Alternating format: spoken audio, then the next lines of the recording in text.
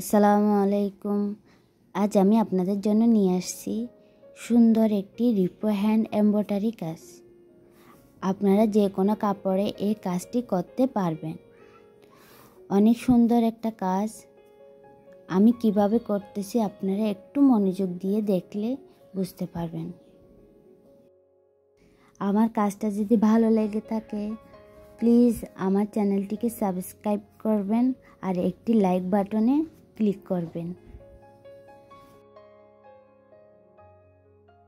আপনাদের দোয়া আর ভালোবাসায় আমার সামনে এগিয়ে যাওয়ার পথ সহজ করে দিবে।